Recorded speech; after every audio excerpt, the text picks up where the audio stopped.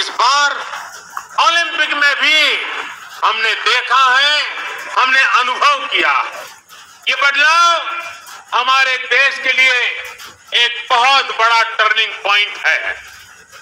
इसलिए आज देश में खेलों में टैलेंट, टेक्नोलॉजी और प्रोफेशनलिज्म लाने के लिए जो अभियान चल रहा है, इस दशक में हमें उसे और तेज करना है और व्यापक करना है।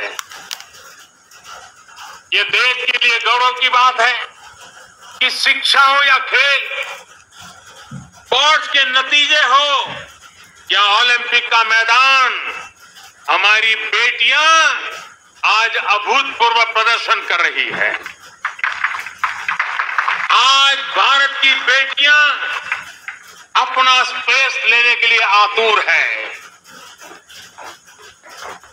हमें यह सुनिश्चित करना है कि हर कैरियर और कार्य क्षेत्र में महिलाओं की समान सहभागिता हो। हमें यह सुनिश्चित करना है कि सड़क से लेकर वर्क प्लेस तक में हर जगह पे महिलाओं में सुरक्षा का एहसास हो, सम्मान का भाव हो। इसके लिए देश के शासन प्रशासन को, पुलिस और न्याय व्यवस्था को, नागरिकों को अपनी 100% जिम्मेदारी निभानी है। इस संकल्प को हमें आजादी के 75 साल का संकल्प बनाना है। आज मैं खुशी देशवासियों से साझा कर रहा हूं। मुझे लाखों बेटियों के संदेश मिलते थे कि वो भी सैनिक स्कूल में पढ़ना चाहती है। उनके भी लिए भी सैनिक स्कूलों के दरवाजे खोले जाएं। 2-2.5 साल पहले मिजोरम के सैनिक स्कूल में पहली बार बेटियों को प्रवेश देने का हमने एक छोटा सा प्रयोग प्रारंभ किया था। अब सरकार ने तय किया है कि देश के सभी सैनिक स्कूलों को देश की बेटियों के लिए भी खोल दिया जाएगा। देश के सभी सैनिक स्कूलों में अब बेटियां भी पढ़ेगी। विश्व में नेशनल सिक्योरिटी का जितना महत्व है, वैसा ही महत्व एनवायरमेंट सिक्योरिटी को दिए जाने लगा है। भारत आज एनवायरमेंटल सिक्योरिटी की एक मुखर आवाज है। आज बायोडायवर्सिटी हो या लैंड न्यूट्रलिटी, क्लाइमेट चेंज हो या वेस्ट रिसाइकलिंग, ऑर्गेनिक फार्मिंग हो या वेस्ट रिसाइकलिंग, ऑर्गेनिक फार्मिंग हो या गोबर्धन से बायोगैस हो और एनर्जी कंजर्वेशन हो या क्लीन एनर्जी ट्रांजिशन, पर्यावरण की दिशा में भारत के प्रयास आज परिणाम दे रहे हैं। भारत ने वन क्षेत्र को या फिर नए नेशनल पार्क की संख्या, बाघों की संख्या और एशियाटिक लायन सभी में वृद्धि हर देशवासी के लिए खुशी की बात है। मेरे प्यारे देशवासियों, भारत की इन सफलताओं के बीच एक और सच को भी हमें समझना होगा। भारत आज एनर्जी इंडिपेंडेंट नहीं है। भारत आज एनर्जी इंपोर्ट के लिए सालाना 12 लाख करोड़ रुपए से भी अधिक खर्च करता है। भारत की प्रगति के लिए, आत्मनिर्भर भारत बनाने के लिए भारत का एनर्जी इंडिपेंडेंट होना समय की मांग है, अनिवार्य है। इसलिए आज भारत को यह संकल्प लेना होगा कि हम आजादी के 100 साल होने से पहले एनर्जी इंडिपेंडेंट बनाएंगे।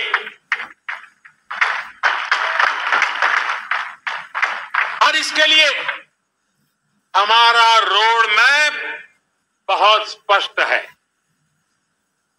गैस बेस्ड इकोनॉमी है, 5 years of independence. देश भर में सीएनजी पीएनजी का नेटवर्क Prime हो, Minister Narendra Modi Sahab. 20% Let's ethanol listen what blending he's का talking टारगेट हो। about.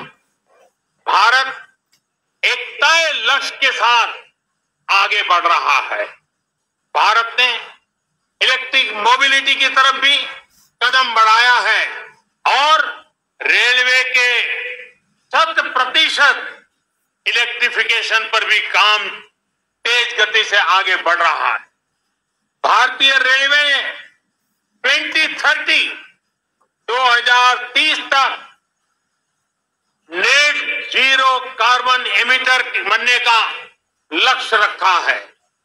इन सारे प्रयासों के साथ ही देश मिशन सर्कुलर इकोनॉमी इस पर भी बल दे रहा है। हमारी व्हीकल स्क्रैप पॉलिसी इसका एक बड़ा उदाहरण है। आज G20 के जो देशों का समूह है उसमें भारत एकमात्र देश ऐसा है जो अपने क्लाइमेट गोल्स को प्राप्त करने की दिशा में तेजी से आगे बढ़ रहा है।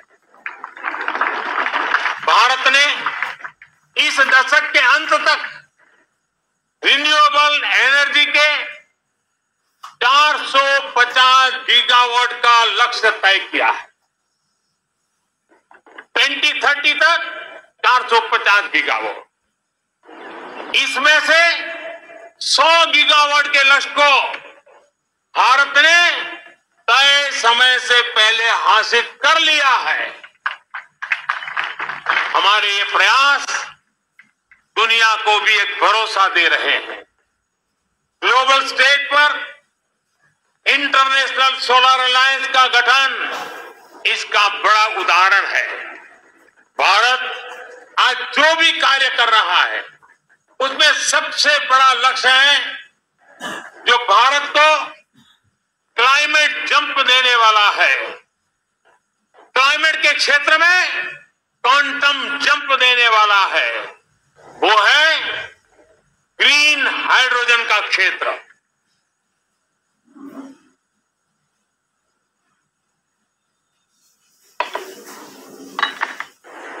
ग्रीन हाइड्रोजन के क्षेत्र के लक्ष्य की प्राप्ति के लिए मैं आज इस तिरंगे की साक्षी में नेशनल हाइड्रोजन मिशन की घोषणा कर रहा हूं। अमृतकाल में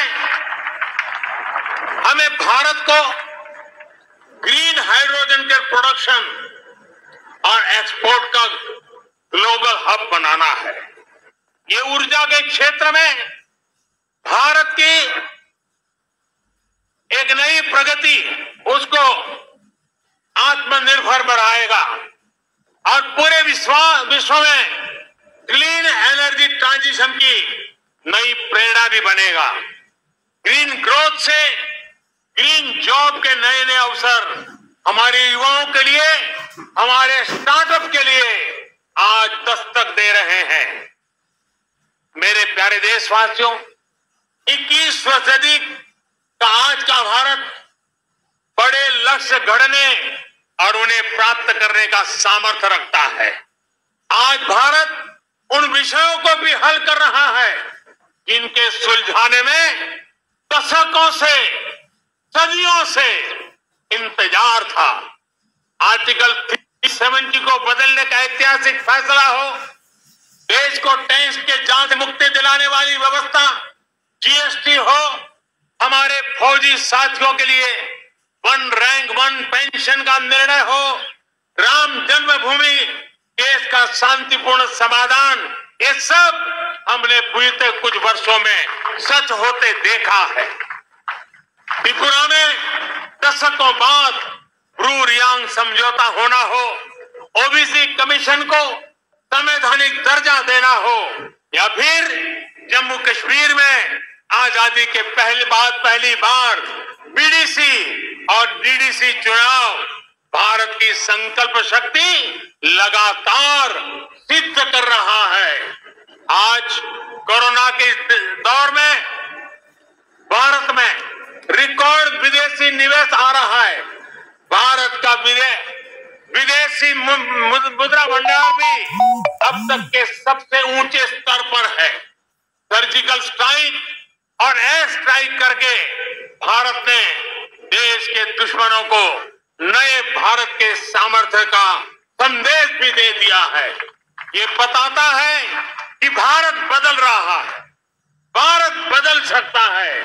भारत कठिन से कठिन फैसले भी ले सकता है और कड़े से कड़े फैसले लेने में भी भारत झिझकता नहीं है, रुकता नहीं है। मेरे प्यारे देशवासियों, सेकंड वर्ल्ड वॉर के बाद, द्वितीय विश्व युद्ध के बाद वैश्विक संबंधों का स्वरूप बदल गया। कोरोना के बाद भी पोस्ट कोरोना नए वर्ल्ड ऑर्डर की संभावना है। कोरोना के दौरान दुनिया ने भारत के प्रयासों को देखा भी है और सराहा भी है। आज दुनिया भारत को एक नई दृष्टि से देख रही है। इस दृष्टि के दो महत्वपूर्ण पहलू है, एक आतंकवाद और दूसरा विस्तारवाद। भारत इन दोनों ही चुनौतियों से लड़ रहा है और सदैव हुए तरीके से बड़ी हिम्मत के साथ जवाब भी दे रहा है। हम भारत अपने दायित्वों को सही तरीके से निभा पाए, इसके लिए हमारी रक्षा तैयारों को भी उतना ही सदृढ़ रहना होगा। रक्षा के क्षेत्र में देश को आत्मनिर्भर बनाने, भारत की कंपनियों को प्रोत्साहित करने के लिए, हमारे मेहनती उद्यमियों को नए अवसर उपलब्ध कराने के लिए हमारे प्रयास निरंतर जारी है। मैं देश को विश्वास दिलाता हूं कि देश की रक्षा में लगी हमारी सेनाओं के हाथ मजबूत करने के लिए हम कोई कसर नहीं छोड़ेंगे। मेरे प्यारे देशवासियों, आज देश के महान विचारक श्री अरविंदो की जन्म जयंती भी है। साल 2022 में उनका 150वां जन्म जयंती का पर्व है। श्री अरविंदो भारत के उज्जवल भविष्य के स्वप्न दृष्टा थे। वो कहते थे कि हमें उतना सामर्थ्यवान बनना होगा जितना हम पहले कभी नहीं थे। हमें अपनी आदतें बदलनी होगी, एक नए हृदय के साथ अपने को फिर से जागृत करना होगा। श्री अरविंदो की ये बातें हमें अपने कर्तव्यों का ध्यान दिलाती है। एक नागरिक के तौर पर, एक समाज के तौर पर हम देश को क्या दे रहे हैं, ये भी हमें सोचना होगा। हमने अधिकारों को हमेशा महत्व दिया है।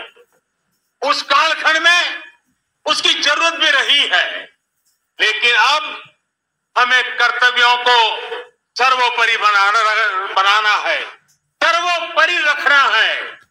इन संकल्पों का बीड़ा आज देश ने उठाया है। उन्हें पूरा करने के लिए हर जन को जुड़ना होगा, हर देशवासी को इसे ओन करना होगा। देश के जल संरक्षण का अभियान शुरू किया है तो हमारा कर्तव्य है पानी बचाने को अपनी आदत से जोड़ना। देश अगर डिजिटल लेन देन पर बल दे रहा है तो हमारा भी कर्तव्य है कि हम भी कम से कम कैश वाला ट्रांजैक्शन करना। देश ने लोकल फॉर वोकल का अभियान शुरू किया है। तो हमारा कर्तव्य है कि ज्यादा से ज्यादा स्थानीय उत्पादों को खरीदे। देश के प्लास्टिक मुक्त भारत की जो हमारी कल्पना है, हमारा कर्तव्य है कि सिंगल यूज प्लास्टिक को इस्तेमाल पूरी तरह हमें रोकना होगा। ये हमारे ही कर्तव्य है कि हम अपनी नदियों में गंदगी न डालें, अपने समंदर के किनारों को स्वच्छ रखें। हमें स्वच्छ भारत मिशन को भी एक और नए मुकाम तक पहुंचाना है।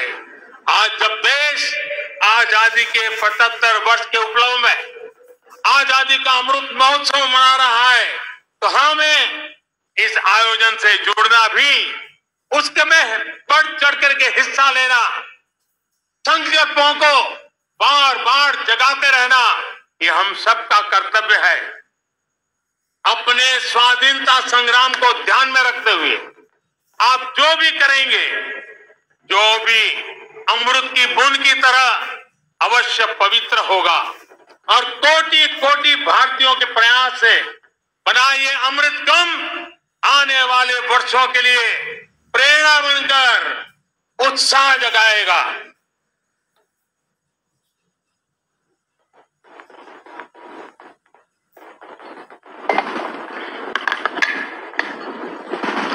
मेरे प्यारे देशवासियों, मैं भविष्य दृष्टा नहीं हूं, मैं कर्म के फल पर विश्वास करता हूं। मेरा विश्वास है मेरे देश के युवाओं पर, मेरा विश्वास है देश की बहनों पर, देश की बेटियों पर, देश के किसानों पर, देश के प्रोफेशनल्स पर। ये कैन डू जनरेशन है, कैन डू जनरेशन है। ये हर लक्ष्य हासिल कर सकती है। मुझे विश्वास है कि जब 2047 आजादी का स्वर्णिम उत्सव, आजादी के 100 साल होंगे, जो भी प्रधानमंत्री होगा आज से 25 साल के बाद, जो भी प्रधानमंत्री होंगे, वो जब झंडारोहण करते होंगे, तो मैं आज विश्वास से कहता हूं, वो अपने भाषण में इन सिद्धियों का वर्णन करेंगे।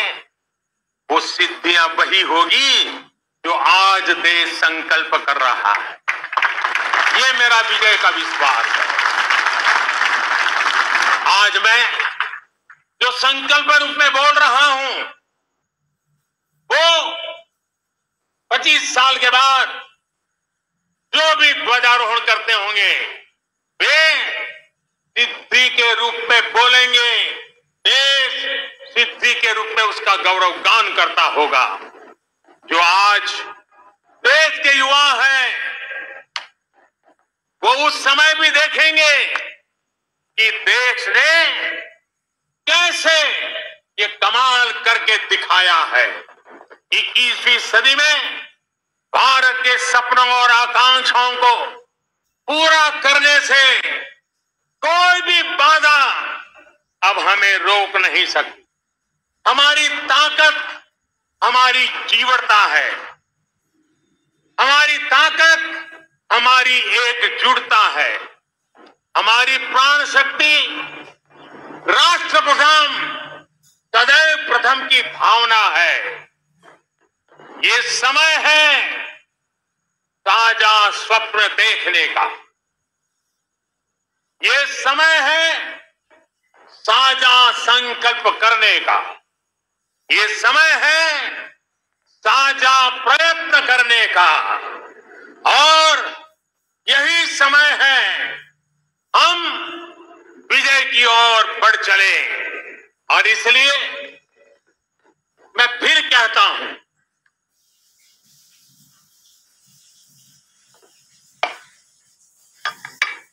और इसलिए मैं फिर कहता हूं, यही समय है, यही समय है, सही समय है, भारत का अनमोल समय है। यही समय है, सही समय है, भारत का अनमोल समय है। असंख्य भुजाओं की शक्ति है, असंख्य भुजाओं की शक्ति है। हर तरफ देश की भक्ति है, असंख्य भुजाओं की शक्ति है।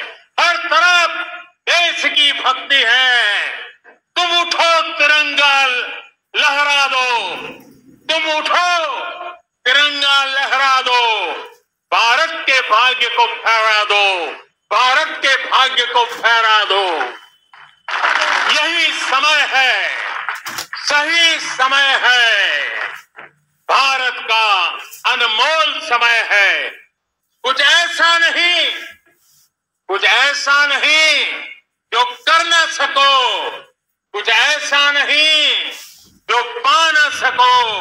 तुम उड़ जाओ, तुम उड़ जाओ, तुम जुट जाओ। सामर्थ्य को अपने पहचानो, सामर्थ्य को अपने पहचानो, कर्तव्य को अपने सब जानो, कर्तव्य को अपने सब जानो। यही समय है, सही समय है, भारत का अनमोल समय है।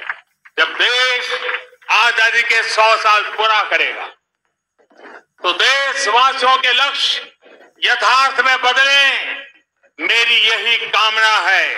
इन्हीं शुभकामनाओं के साथ सभी देशवासियों को 75वें स्वतंत्रता दिवस की मैं फिर एक बार बधाई देता हूं। और मेरे साथ हाथ ऊपर करके बोलेंगे, जय हिंद, जय हिंद, जय हिंद, वंदे वंदे वंदे, भारत माता की, भारत माता की, भारत माता की। बहुत बहुत धन्यवाद।